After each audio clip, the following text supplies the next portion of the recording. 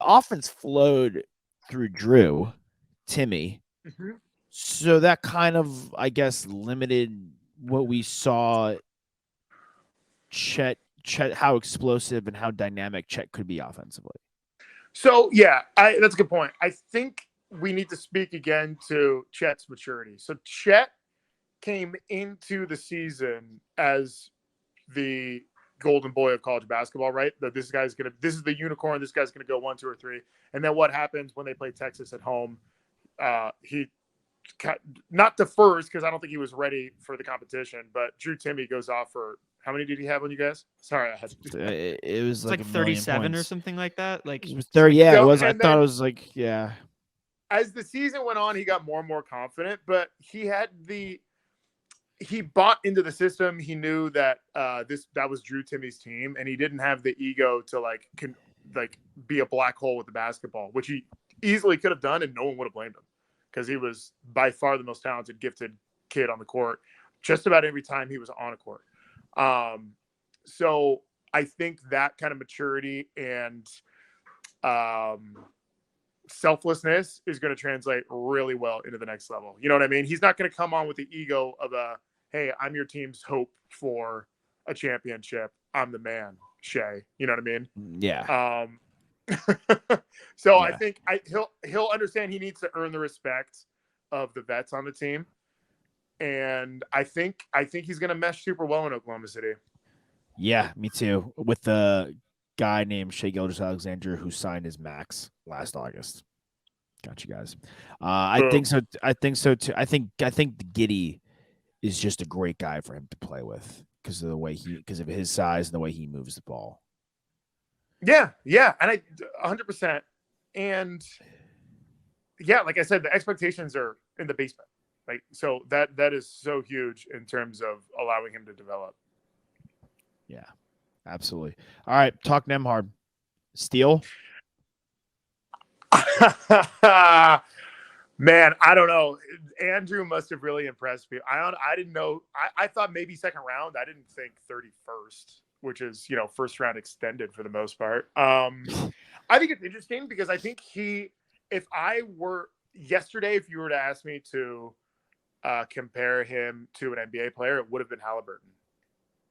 Does that make sense? I think him and Halliburton are super similar players. No, he's not quite as as good. He's not quite as athletic as Halliburton is, but I think as far as like how he plays, I mean, they shoot kind of similarly. Is that what you're getting at? No, they both are big guards, right? Who can pass. They play well with others. They look for others to score. I think the interesting thing for Nembhard is just that his best game was the combine game, where he scored 27 points and had 11 assists. Like he didn't have a game like that this year at Gonzaga, did he? Correct me if I'm wrong, but we saw flashes. But did we have a game where he put it all together? There's a lot to go around, though. There's a lot to go around at Gonzaga, though. For sure. Yeah, Nembhard. The comparison I was going at between him and Halliburton is that when they're at their best, when they're super chill with the basketball. Does that make sense? Sure. When they relax and like everything's going 10,000 miles an hour, and when they have the basketball, like everything's just kind of cool. You know what I mean? You just feel comfortable with that person with the basketball. And yeah, like Nembhard.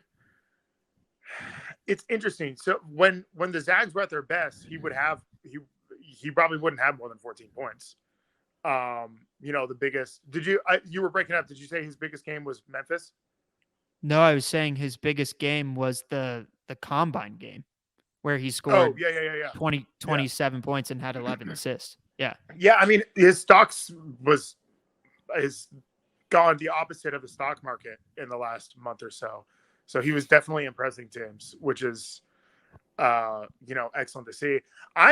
You guys know, what I'm interested to see how it works out for him. It's obviously going to be a big summer, big preseason. But like, what are the numbers on second round guys becoming real contributors to their team? It's alarmingly low. Yeah, I think for the most part, like you're trying to find a guy that can run your second unit, and I think that's something that Andrew can do for sure.